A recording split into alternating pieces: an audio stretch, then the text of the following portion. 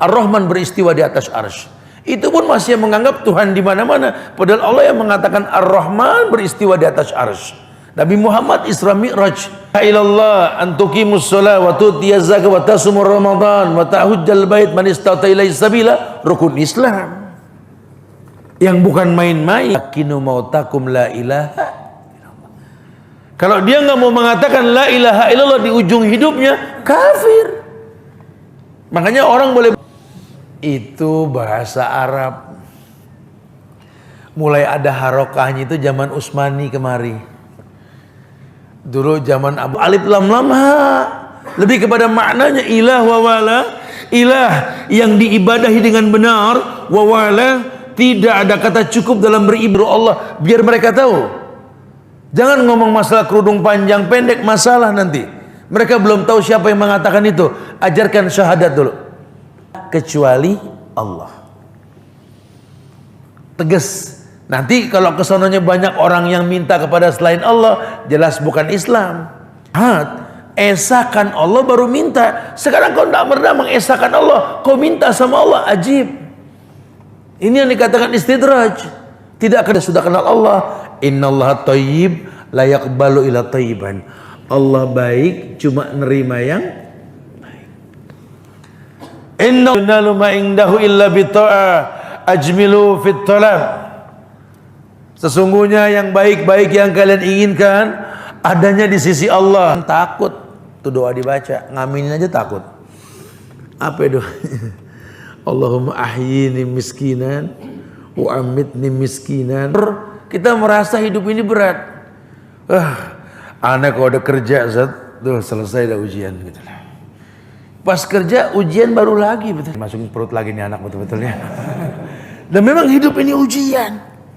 Makanya kata Nabi apa? Wa ma li jurhim bimaitin ilam la afan. Kata Ibnu Qayyim al-Jauziyah, manusia ini harus masih sakit. Kalau udah baal, waduh hati-hati. Ya, Allah uji manusia. Hidup perpindahan dari satu ujian ke ujian yang lain. Bismillahirrahmanirrahim. Asbahtu minal khasirin. Makanya setiap hari kau merasakan rugi dalam hidup, karena prasangka buruk. Ini orang nggak jelas hidupnya, nggak ada syukurnya. Padahal sudah diajarkan dari bangun tidur suruh memuji Allah. Mau tidur sempurna 8 jam, mau kurang 8 jam, mau kurang lagi dari sekian jam. Rumah mewah, rumah nggak mewah, kasur empuk, kasur keras, tetap bangun tidur baca apa? Alhamdulillahilladzi ahyana ba'da ma amatana. Dan uniknya kalimat alhamdulillah di awal hidup kita setiap pagi. Kalimat alhamdulillah dalam bahasa Arab itu kata yang diucap dengan senyum. Gak ada orang Arab bilang alhamdulillah gak senyum, gak ada. Pasti alhamdulillah, gak ada alhamdulillah. Antum suruh senyum setiap hari supaya gak tegang sama hidup gitu loh. Ini hidup sebentar tegang-tegang amat, amat aja gak tegang. Ayo dong kita mulai paham. Kenali Allah dengan benar. Karena banyak orang mengaku hamba Allah tapi nggak kenal Allah. Betul-betul dia nggak paham. Dia nggak kenal yang namanya rububiyah. Dia nggak kenal yang namanya asma wa sifat. Dia nggak kenal yang namanya uluhiyah. Dia nggak paham tauhid. Padahal ayat favorit yang dia sering baca tadi, Qul huwallahu ahad, itu kan paling favorit, betul? Imam baca ini, makmum paling demen, cakep nih imamnya gitu. Pertahanin yang begini. Ya, Qul huwallahu ahad. Dulu ditanya sama ada Ustadz Syekh, nanya sama Syekh Ali Hasan itu tentang Qul huwallahu ahad. Ya Syekh, limadha yuqalu Qul huwallahu ahad wa laysa Qul huwallahu ahad? Kata Syekh, wallahi ya akhi fillah, la syai'un ba'da al-ahad, walakin ba'da al-wahid, isnain, salah dan seterusnya. Kenapa sih Qul huwallahu ahad, enggak Qul huwallahu wahid? Ditanya tuh. Kata Syekh, akhi, karena enggak ada lagi setelah yang ahad. Tapi habis wahid, isnin, salasa dan seterusnya. Maknanya apa? Liwahidallah. Liwahidallah. Qul huwallahu ahad, maknanya antuwahidallah. Katakan Allah itu esa dan esakan Allah. Jangan cuma mengatakan ketuhanan yang Maha Esa, tapi sedekah laut masih diizinin gitu loh. Jangan udah kau mengatakan ketuhanan yang Maha Esa, jangan lagi ada rebah mutung gitu loh. Jangan lagi ada rebah wekasan, jangan lagi ada sedekah gunung. Sudah. Lawang mau cari titik gas, titik kilang, kok potong kepala kambing gitu loh.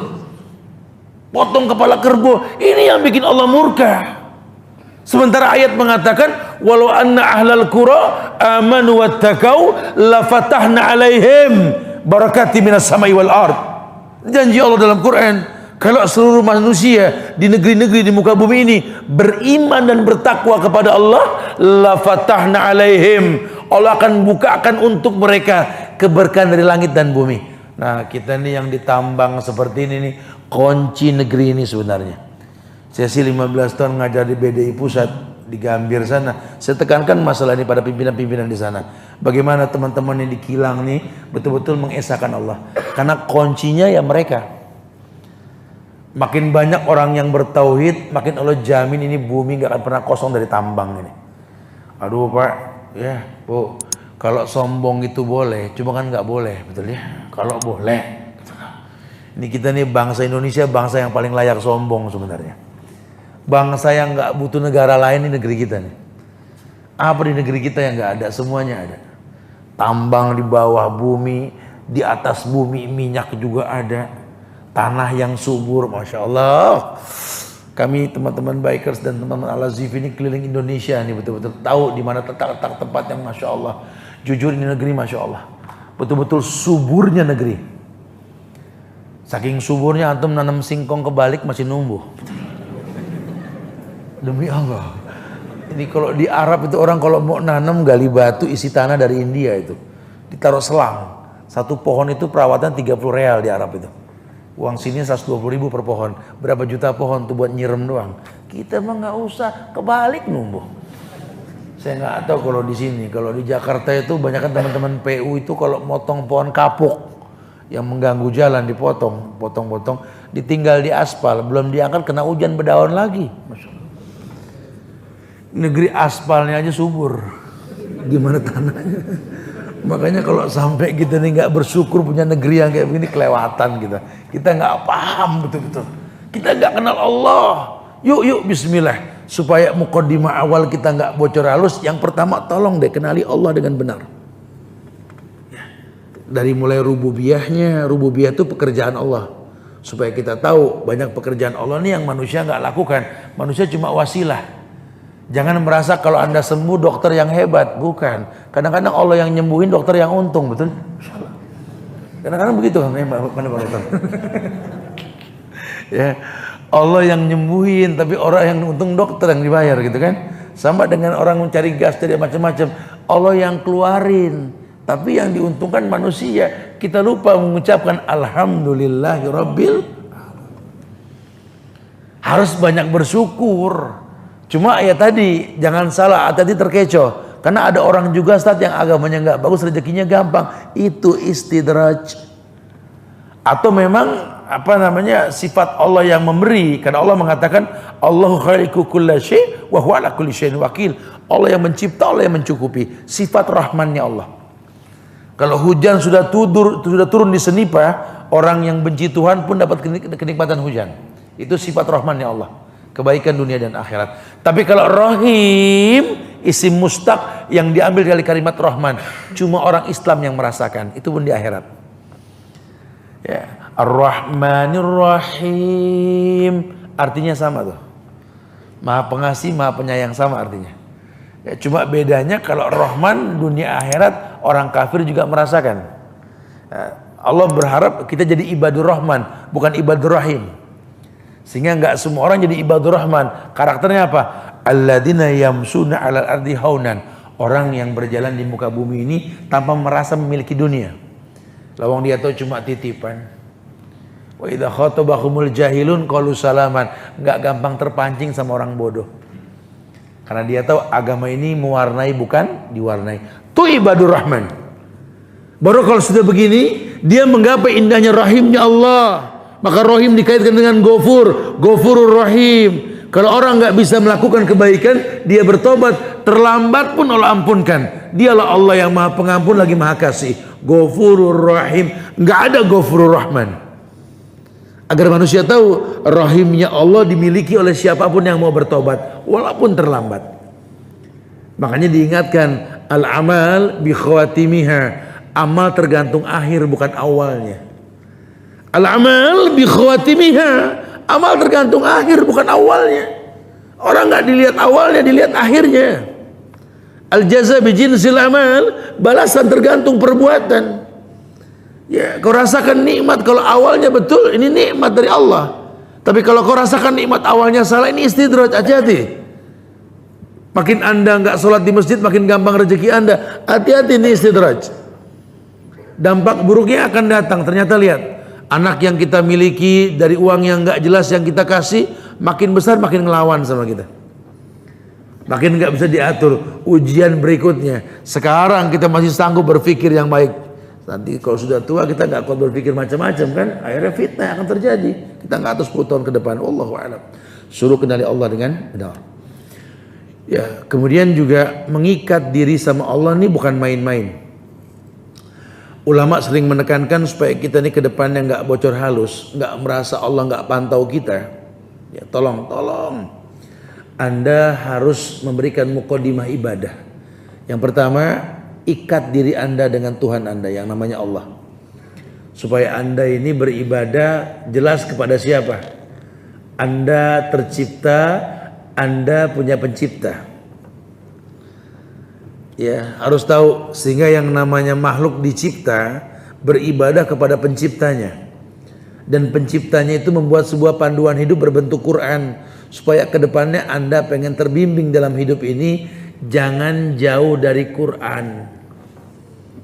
Ya, silakan taklukkan dunia, tapi itu sekedar, karena akhirat lebih utama. Allah yang mengatakan, wabtaghi fi ma atakallahu darul akhirah wa la tansa nasibaka minad dunya. Nanti kamu cari taklukkan dunia, udah punya, tolong pakai dengan yang kamu punya itu untuk urusan akhirat. Tapi jangan lupakan dunia sekedar saja. Kenapa? Jihad yang paling utama dengan harta.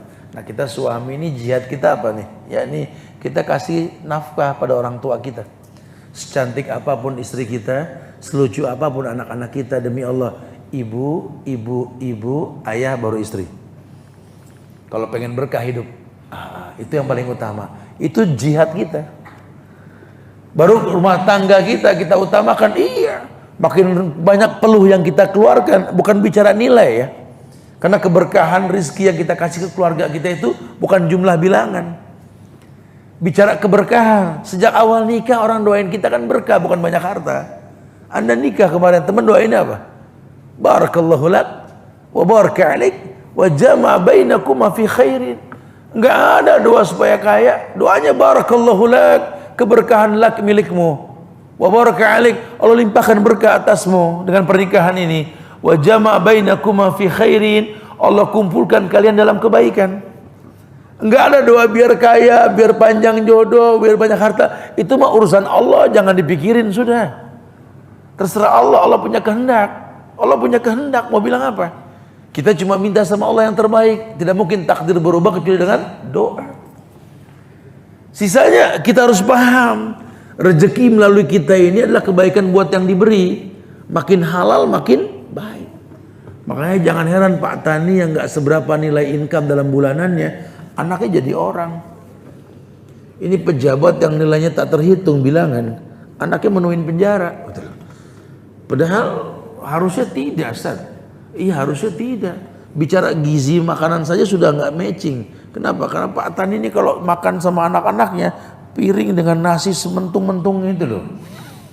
Makanan lauknya nggak seberapa. Kita bawa ke laboratorium, tanya pojokan mana vitaminnya kurang kelihatan, betul. Ini kita serem lihat anak-anak kampung makan loh. Anak kita Masya Allah terjaga vitaminnya, udah bukan 4 sehat 5 sempurna, 4 sehat 5 ajib, betul. Saking enak itu makanan. Tapi ketika praktek sekolah, lihat malah anak Pak Tani ini pada pinter-pinter, bahkan banyak yang jenius. Anak kita innalillah. Berapa guru udah dipanggil, sekolahnya beda, kursusnya lain, omelannya beda. Giliran ngambil rapor suruh-suruan. Papa aja deh Pak, kata papanya. Mama dah, kan dia anak mama, anak papa juga. Bukan mah papa nggak suka warna merah gitu ya. Ya, itu kenyataan. Kok bisa Tat? Allah nggak jadikan wasilah, Allah nggak bukakan sebab. Kenapa? Mungkin talbis dalam apa yang dia miliki. Ini yang jadi permasalahan, bukan masalah jumlah bilangan angka, peluh yang kita keluarkan. Iya, kalau udah keseni pas ini kadang-kadang saya mikir sama teman, saya bawa teman-teman berapa orang dari Al-Azif ini biar nanti bisa ngobrol banyak tentang kegiatan dakwah berikutnya kita nih. Saya bilang ini Masya Allah, ini tempat kita nyaris berdosa juga males ini. Kenapa? Karena memang kalau kita bisa fokus di ibadah selain kita bekerja, cakep ini tempat. Ya, bisa memaksimalkan kebaikan, sholat di masjid fasilitasi oleh perusahaan. Wah, antum nggak susah buat ibadah. Sehingga betul-betul dekat dengan Tuhan. Cuma tinggal kemauan. Karena kadang-kadang kitanya yang males. Kita menganggap Tuhan juga paham gitu loh. Loh kok antum gak sholat di masjid? Allah juga paham gitu loh. Sama aja bumi Allah semuanya nih. Bu galakan dia Masya Allah. Terus buat apa Nabi diutus kalau ente bilang kayak begitu gitu ya. Justru kesempatan, gak ada macet di sini. Gak ada alasan larangan ibadah. Teman-teman kita agak susah loh. Di pusat saja alhamdulillah sekarang sudah dibangunkan musola Al-Kausar di bawah itu ya.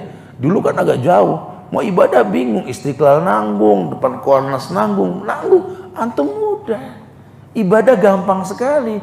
Ya Rabbana ma khalaqta hadza batilan, tidak kau ciptakan semua sia-sia. Bas kita katakan fabi ayyi ala'i rabbikuma. Kalau masih malas mah kelewatan. Ya. Mungkin tetap sholat, cuma kan hilang makna, hilang keberkahannya. Wallahu a'lam bishawab. Makanya kalau berpikir kayak gitu iya, orientasinya apa? Berkah rezeki.